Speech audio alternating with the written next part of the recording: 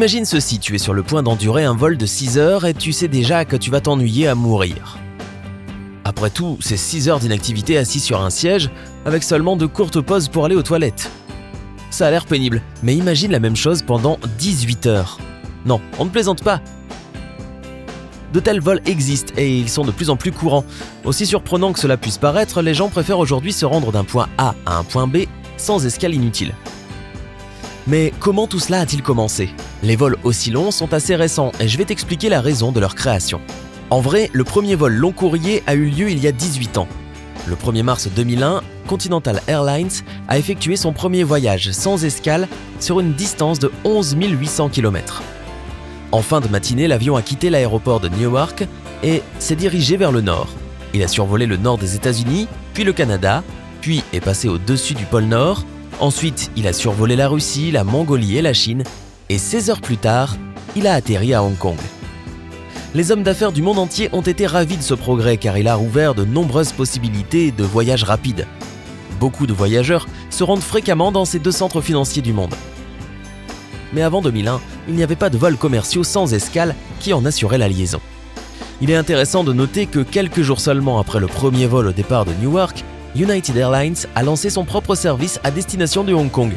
Mais comme ces avions décollent de l'aéroport JFK, cette compagnie aérienne a établi un nouveau record car la distance est plus longue d'environ 3,2 km. Aujourd'hui, la championne du vol long courrier est Singapore Airlines, avec une ligne de Newark à Singapour.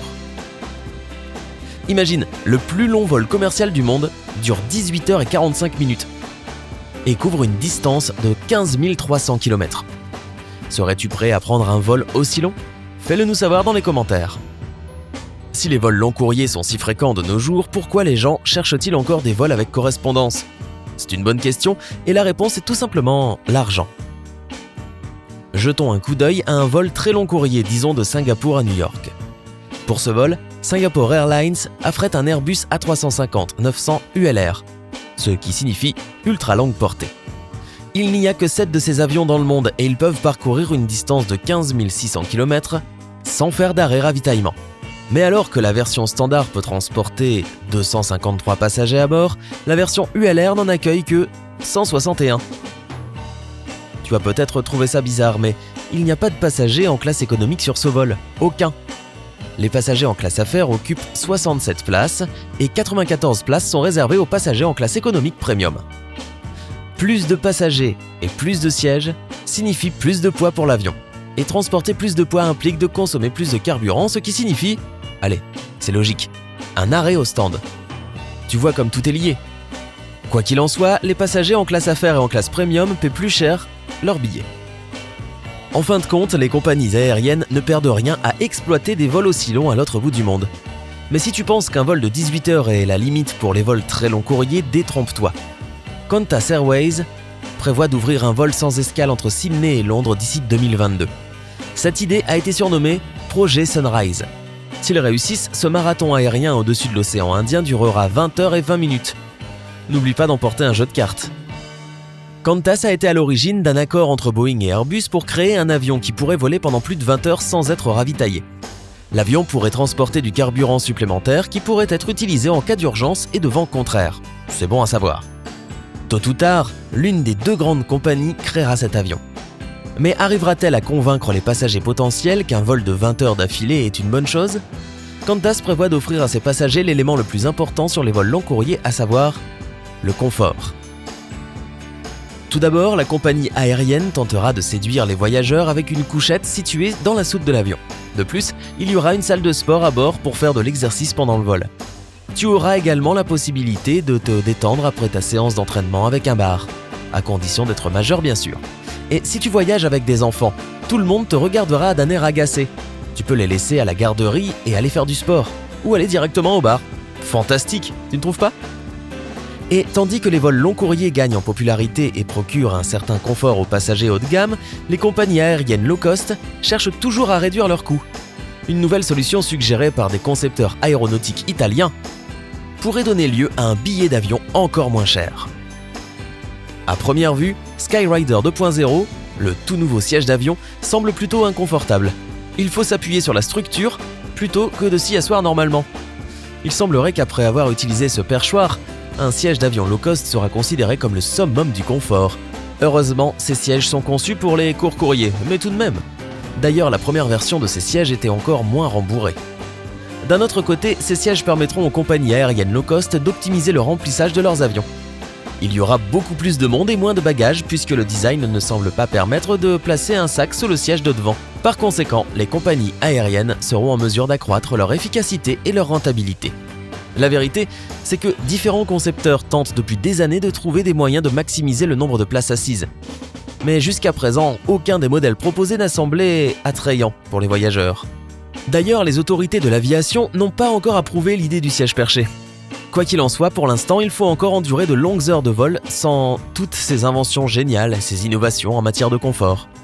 En fait, au cas où tu te poses la question, voici les 10 plus longs vols que tu peux réserver aujourd'hui. La 10e place est occupée par le vol d'Etihad Airways d'Abu Dhabi à Los Angeles. L'appareil doit parcourir une distance de plus de 12 900 km et le trajet dure 16 heures et 30 minutes.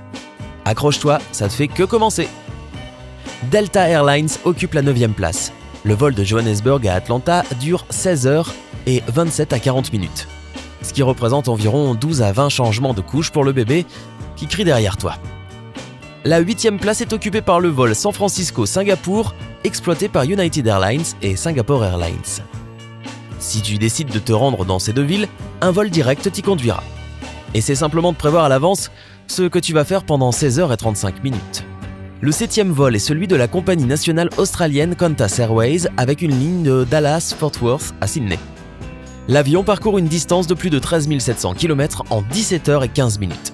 Oui, il paraît que beaucoup de kangourous souhaitent visiter le Texas. Les avions de United Airlines volent de Houston à Sydney en 17 heures et 20 minutes.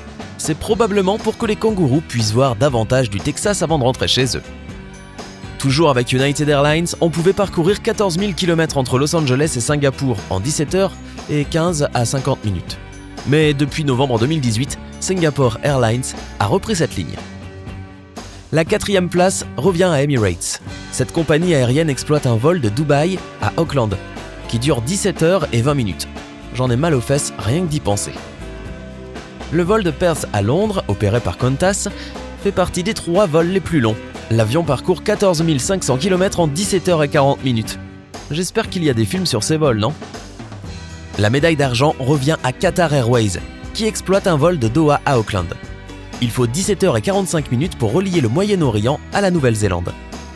Et tu connais déjà notre champion en titre des vols long courriers, Singapore Airlines, avec son vol de près de 19 heures entre Newark et Singapour. Bien sûr, il faut savoir que la durée de ces vols les plus longs au monde peut varier d'une saison à l'autre et dépend souvent des conditions météorologiques et du trafic aéroportuaire. Mais cela ne change rien au fait que les passagers doivent passer beaucoup d'heures assis sur leur siège. Alors, à quand l'invention de la téléportation ? Quel est le plus long vol que tu aies jamais pris ?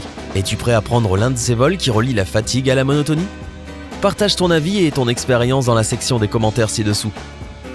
N'oublie pas de mettre un like à cette vidéo, de la partager avec tes amis et de t'abonner à notre chaîne pour continuer à prendre la vie du côté sympa.